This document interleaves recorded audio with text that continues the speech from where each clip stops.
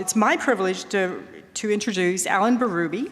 Alan Berube is a senior fellow and deputy director at the Brookings Institution Metropolitan Policy Program. In this role, he coordinates and amplifies research from across Brookings Metro on how to strengthen economic opportunity in regions, cities, and communities. Alan has authored dozens of Brookings publications on economic and demographic trends in metropolitan areas, social policies affecting families and communities, and the role of cities in a globalizing economy. He is co-author of Confronting Suburban Poverty in America. Alan, we welcome you. You could read more about him in your packets, but we are thrilled to have him here.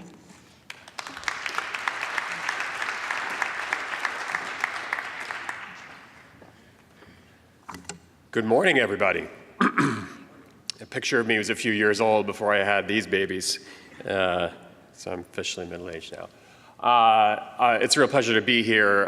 Thank you to Twyla and to Susan for inviting me, to the Hill School, to Headmaster Lehman, to the Certain Foundation for helping me be here today. I'm going to make a confession. I'm a Pottstown virgin. This is my first time in your community. But I was telling Headmaster Lehman this story before I got up here this morning, that I went to my research assistant at Brookings, I guess it was probably just yesterday morning, and I said, I need a couple of weird maps. It's a thing I'm doing in this place called Pottstown. Just trust me. He's from Macon, Georgia. So I just assume he knows absolutely nothing about the northeastern United States. And he said, oh, Pottstown, I was just there this weekend. I said, really? So what in God's name brought you to Pottstown? We live in DC. And he said, oh yeah, I bought an electric piano in Birdsboro, but I didn't want to pay the shipping charges. So I drove up to pick it up, and I went through Pottstown on the way. It seemed really nice. So that A, got me excited about the prospect of coming to Pottstown, and B, I think is of a piece with what Diana was saying about the brokenness of millennials, that rather than pay for the shipping charges on an electric piano, they'll drive 3 hours up to Birdsboro and through Pottstown to get their electric piano. That's a long preface to a talk that I'm going to give this morning about a report that I did last year, but that still animates a lot of my work and that of my colleagues at Brookings on older industrial cities in the United States. Where I think, Pottstown and really a lot of eastern Pennsylvania, a lot of communities here are a quintessential example you can see throughout the northeastern, midwestern United States and really around the world, of cities and regions that were traditionally powered by industry, but that are now seeking new niches in the national and the global economy. And like those places, what built Pottstown, right, is really what it built for the rest of the country, whether that was what Philadelphia Bridge Works, what became Bethlehem Steel, great tool and die makers like Doler, of course, iconic brands like Mrs. Smith's in the bottom left there. And as was the case in a lot of these cities, those factories and those jobs supported a large, strong middle class and a vibrant downtown retail corridor. That's High Street in about the mid-20th century there in the bottom right. But this was not, of course, just a story about Pottstown alone, nor about Montgomery County. There were a large number of manufacturing communities throughout states like Pennsylvania in the mid-20th century, where there were effectively more jobs as a share of the economy in manufacturing than the national average. If you look back to 1970, there were actually 51 of Pennsylvania's counties exceeded the national average in terms of the share of their jobs in manufacturing. Then, of course, manufacturing began to decline throughout the Northeast in the mid to late 20th century due to relocations to the South, globalization, technological changes. And these were the 42 of those 51 counties that struggled over time to transition to new types of jobs and new types of industries to replace manufacturing.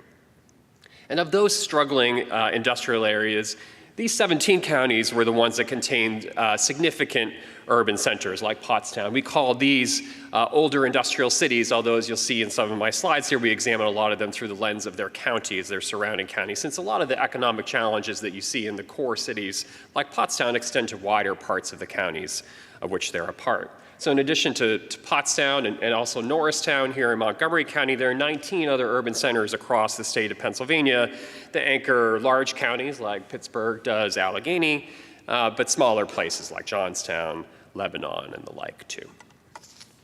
So in part by definition, I'm going to go through a few statistics about these kinds of cities. They encounter really significant economic challenges through the latter part of the 20th century. The most prominent challenge I noted earlier was around the decline of their manufacturing base. So between 1970 and 2000, while the number of manufacturing jobs in the United States was actually steady nationwide, it declined pretty precipitously in Pennsylvania, and in these older industrial cities, these OICs in Pennsylvania, it dropped nearly half, most of that in the 1980s. Along with the decline in the jobs came a decline in the share of their economy that was based in manufacturing. In 1970, about 1 in 3 jobs in these communities were in manufacturing. But by 2000, they were no different than the rest of the nation. Only about 1 in 7 jobs in Pennsylvania's older industrial cities by the year 2000 was in manufacturing. And along with the decline of that manufacturing base came a decline in economic prosperity too. If you go back to 1970, the typical household in Pennsylvania's older industrial cities actually earned more than the national average and earned more than the average across the state of Pennsylvania. But by 2000, households in these cities earn less than the national average and somewhat less than the state average too, and actually $5,000 less than they did in 1970 after you adjust for inflation. So as I was saying towards the beginning, in these regards, Pennsylvania's older industrial cities have a lot of counterparts, and that was the subject of a report that I did about this time last year called Renewing America's Economic Promise Through Older Industrial Cities. Sometimes I forget the title. It identified several dozen major urban areas, mostly in the northeastern and the midwestern United States, that share an industrial heritage and have struggled to preserve and to transcend that economic history. They are urban counties that, even given their historical concentration in manufacturing, actually have fewer jobs today than you would have predicted if you looked back to their industrial structure in 1970. But the argument that the report puts forward, and that I continue to believe today, is that notwithstanding those struggles, these cities possess considerable assets that we think can spur their adaptation to the major forces, demographic and economic, affecting our society, and at the same time advance what we call inclusive economic growth, growth that brings along more of their populations. And I'll say a little bit more about that. But what these cities do is really, I think, exemplify the signature change in what you might call the economic geography of the last century in the advanced world. So what made cities powerful at the turn of the 20th century, right, was lower costs in the manufacturing and the production economy. And that's a result of the fact that these were places that grew up around rivers, like the Schuylkill, around railroads like Philadelphia and Reading, and they were able to move goods, and they gathered large numbers of workers to power their factories. That's what made, that was the raison d'etre for cities, and that's why they were so powerful.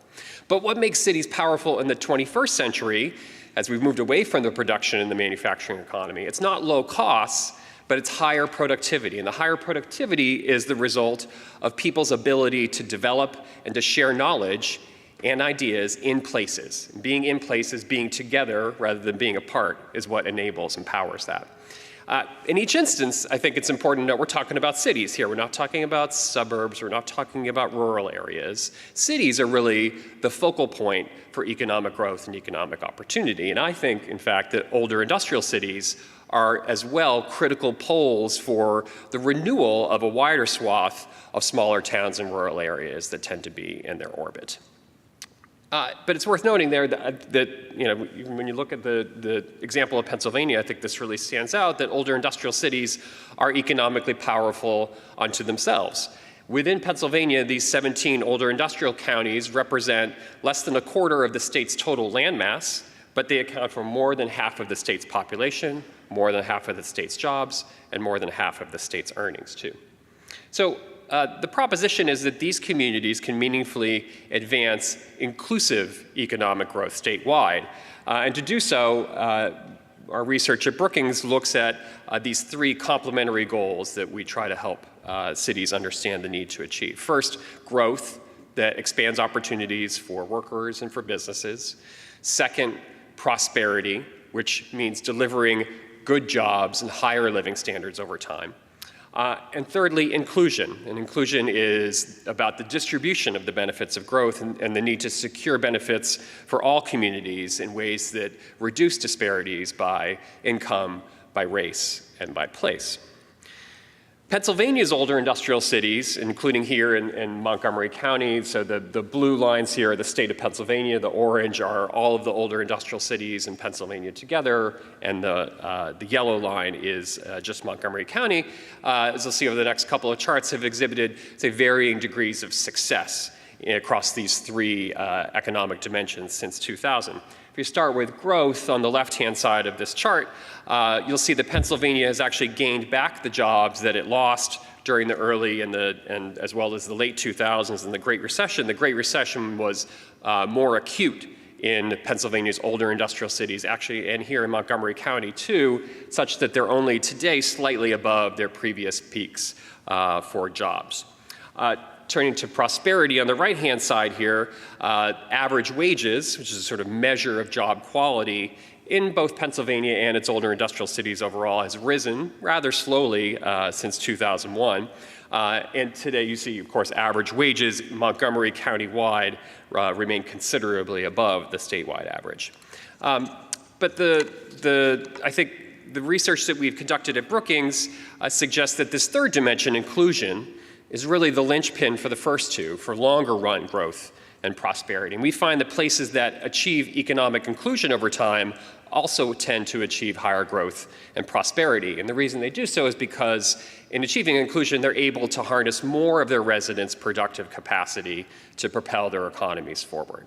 And one particularly important measure of inclusion is employment opportunity, the share of folks of working age, in this case 25 to 64-year-olds, who are in a job.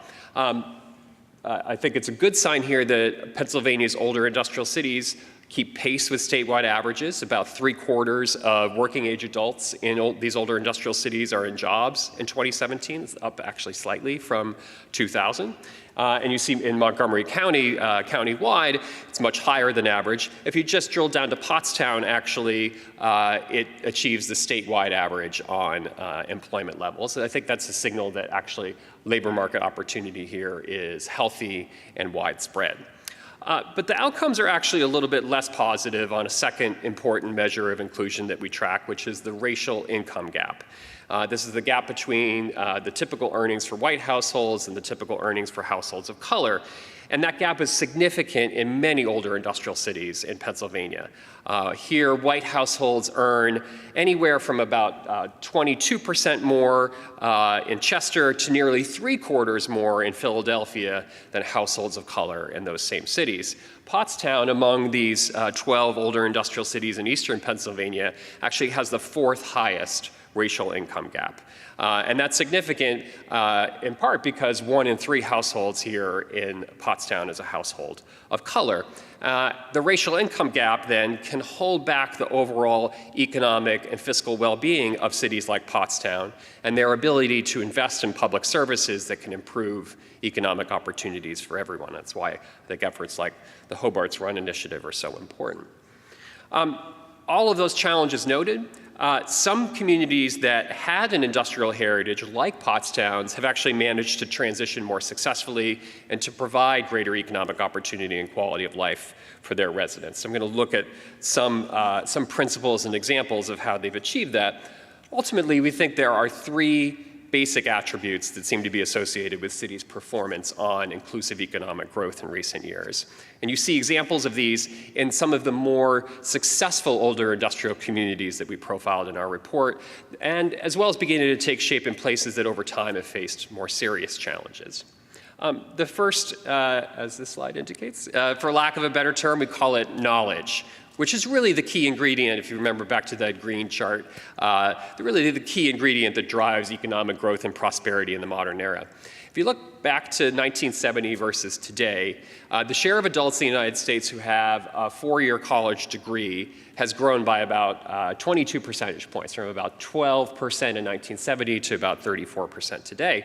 I think it's a good sign that Pennsylvania's older industrial cities overall have kept pace, particularly buoyed, I think, by strong education growth in the state's two largest cities, in Philadelphia and Pennsylvania. But of course, here in Montgomery County, countywide, today more than half of adults possess a four-year college degree, of course, far above the national average.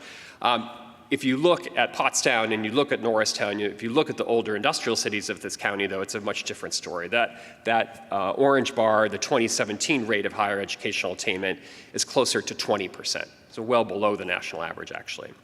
There are only actually a handful of counties in our study that had a substantial manufacturing heritage, like Pennsylvania's older industrial cities, that beat the mark for increasing educational attainment. And not coincidentally, they were some of the most economically successful older industrial cities over time. A few of which are depicted here, each of which can point to important initiatives in either research or higher education or community-wide education initiatives that have helped to restructure their economies towards more knowledge-based industries, whether that's in upstate South Carolina, around Greenville and Spartanburg, a partnership with Clemson University that's really furthered the success of BMW, which has its largest car plant in the world in upstate South Carolina. In Northeast Iowa Community College, a significant partnership there with technology companies in Dubuque to train workers for what they call digital new-collar jobs. And the Community Education Coalition in Columbus, Indiana, and across smaller communities in Southeast Indiana, with an effort that's succeeded in raising high school graduation rates and implementing new post-secondary programs in their local colleges. The second element is really, I think, an increasing realization that older industrial cities need to reinvest in their urban core, usually around their downtowns, to rediscover and exploit an authentic, what we call quality of place, and something that I definitely saw on my drive through downtown Pottstown today on High Street. The reason for this is that I think in addition to a lot of the elements of sort of changing preferences that Diana alluded to in her talk, the knowledge economy really values dense environments over sprawling ones because they better promote the exchange of ideas and the pooling of workers who seek a diversity of professional opportunities over their careers. Very few people still work at the same job for 30 or 40 years as they used to, and cities are what enable them to try different things over time as they progress in their careers. This is an area where there are more states and state governments really taking a strong lead, whether that's in Indiana with their Regional Cities Initiative, in Massachusetts with their Transformative Development Initiative, and I'll say a little bit about that at the end, and in the state of New York through their downtown revitalization grants. Each of those efforts is helping to spur bottom-up planning that's leveraging historic architecture, waterfronts, and public spaces in older industrial cities in each of those states. And thirdly, as they promote knowledge in this denser built environment, smart industrial communities as well are ensuring that a broad cross-section of their population by race and by ethnicity are connected to new opportunities. And as the income statistics that I presented earlier suggest, these are cities, Pottstown and others, that ever since the Great Migration, really, of African Americans from the plantations of the South to the great factory cities of the North, have been characterized by really deep racial disparities that we think are unlikely to close absent deliberate bottom-up community action. So there are promising city efforts ranging from initiatives that extend social networks and supports for at-risk young people in underserved Baltimore high schools, to assistance for entrepreneurs specifically tailored to underrepresented populations in Lawrence, Massachusetts, to an effort in Kalamazoo, Michigan, called Shared Prosperity Kalamazoo, which is really implementing a community-wide vision to eliminate generational poverty in that community. Let me just say, though, none of these factors is likely to emerge or to take hold in cities that lack the fiscal capacity or the authority to guarantee their citizens and their businesses the basic services, the basics, public safety, public works, public health, on which we all depend. Rather, I mean to emphasize that older industrial cities and their surrounding counties should also have, as they take care of the basics, a compelling vision for their economic and their residential future. Not just the 2019 or the 2020 vision that Diana was alluding to, but a 2025 and a 2030 vision. One that can garner local support and state support, both private and public, and ultimately help them improve, in turn, the quality of services for their citizenry. I really think that the state of Pennsylvania, and we'll go tell the state of Pennsylvania this in our work at Brookings, ought to be helping more of its older industrial communities like Pottstown invest in themselves in these key areas, like a lot of other forward-thinking states across the Northeast and the Midwest are doing today. And those states, I think, realize that the future of their state economies lies not in their suburbs and their small towns, but in their older cities. So I wanted to close with what's going on in my home state of Massachusetts. I'm originally from Worcester, Mass., which is an older industrial city. It's a bigger one. It's about 150,000 people. But the picture on the left is where my family grew up. My father and my grandparents were from a city called Haverhill, Massachusetts. It's an old mill city. It was the shoe capital of the United States for a couple of generations. And my grandfather actually worked in one of Haverhill's many shoe factories over the beginning part of his career. As was the case here in Pottstown and a bunch of other cities in the Northeast, these factories began to shutter in the mid-20th century, and Haverhill endured many decades of economic and social decline, which was my memory of what the place was like when I was visiting my grandparents there growing up. We didn't venture outside their house very much. We maybe took a trip across the street to the bowling alley, or maybe as far as the Dunkin' Donuts, which was a couple blocks away, which is just the law in New England. You have to visit a Dunkin' Donuts every few days. My grandparents, though, stuck it out in Haverhill. And I really, just as they passed away just a few years ago, the city of Haverhill had really begun to turn a corner. There was a lot of residential and commercial investment pouring into the downtown. The city had become much safer, much cleaner, and more vibrant, higher school performance than when when I was visiting my grandparents there growing up. And I raise this example not just to establish my bona fides when it comes to older industrial cities, but because I think Haverhill's a place that is actually pretty similar in size, in history, and as well as proximity to one of America's major global cities, as Pottstown is. It's about 45 minutes from Boston. I know Boston can be a dirty word in these parts, but I think there's actually a lesson to be had here about models of success and the prospects for success in these older sort of satellite older industrial cities like Haverhill and like Pottstown. It had a commuter rail link to Boston. That definitely helped. I think that ought to be part of the long-term vision here. I know there are people working on that. But even beyond that, I think the strength of local leadership, backed by supportive state policy for rejuvenating the downtown, supporting local entrepreneurs, was really key to the turnaround in Haverhill. So Diana ended her presentation by quoting somebody else. Being a jerk from Brookings, I quote myself when it comes to concluding presentations. But the point behind this and this whole effort being that there's a lot of talk in Washington right now, I think certainly after the 2016 election, about how to heal America's geographic divides. My proposition is that we're not going to do that by convincing everyone to move to San Francisco or New York, which some people think that we should try to do. And we're also not going to succeed by putting a factory in every last small town, which other people, some of whom inhabit the White House, think that we're going to do too. What we need are strong cities, places like Pottstown in states like Pennsylvania, because I think that's where the evidence suggests and history suggests that we really have the best shot at truly knitting together our communities better and forging a stronger, more inclusive and more cohesive American economy and society. So that's where I'm going to end. Thank you very much. If I have time for questions, I'll take them. Otherwise, I'll see you at lunch. Maybe one or two questions if anybody's got any. Oh yeah, in the back there. One of the things people like to say that other countries came and took our jobs.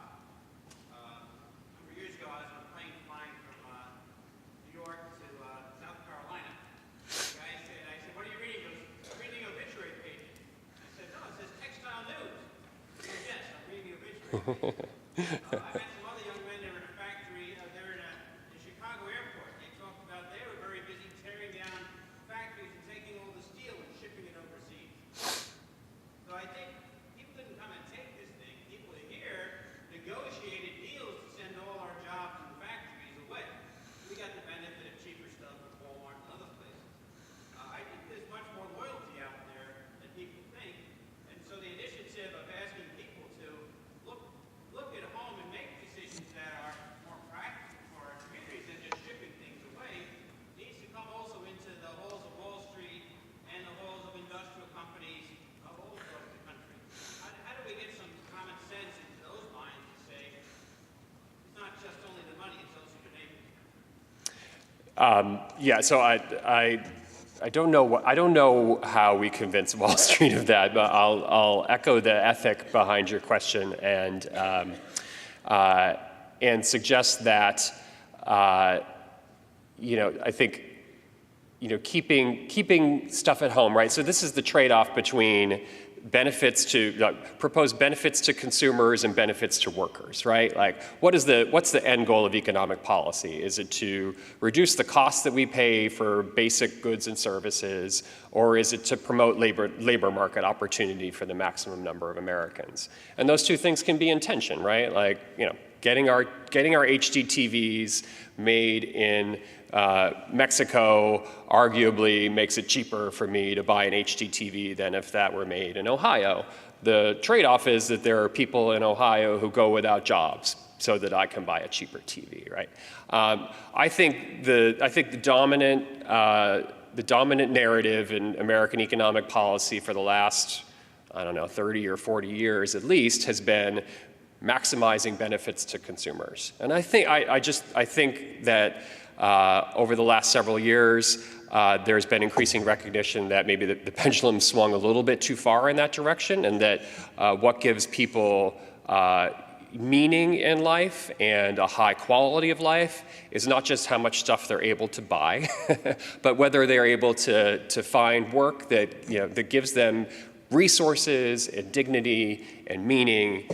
So I'm a proponent of, notwithstanding the downward trajectory in American manufacturing, that the federal government and state governments ought to be doing a lot more, as our competitors are in Europe and Canada, to support production industries in America, because that's a big part of labor market opportunity, but it's also a big part of keeping our country at the forefront of innovation. It's hard to be innovative when you can't make things, because it's actually in the process of making things that you discover new things too. So I didn't answer your question about how to convince people on Wall Street of this, but I do think that electing officials in Washington who think about the well-being of workers, not just consumers, and realizing that actually having a manufacturing policy that's about promoting innovation and not just trade protectionism, but actually helping our manufacturers who are here stay at the forefront of global competitiveness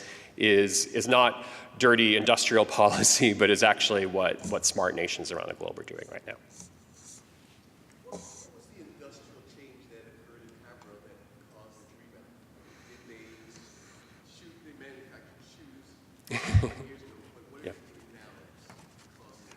Yeah, so I think that a few things.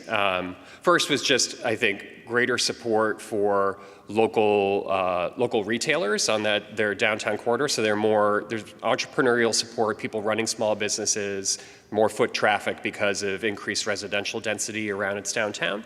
But as well, sort of the rise of sort of small technology companies, shared working spaces of the kind that Diana was alluding to, because, I mean, I think it's this sort of virtuous combination of attracting the kind of people who want to be in a dense urban environment, but maybe don't want something as large as Boston or can't afford something as large as Boston, as well as, just being smart about its commercial space in terms of the kinds of tenants that it can attract, which include not just the retailers, but folks working in the video game industry and other places that like the idea of co-working space and loft space and the idea of working in an old factory, right? I mean, the commercial bones of downtown Haverhill are these large mills, right? But I think there's a lot of appeal in the new economy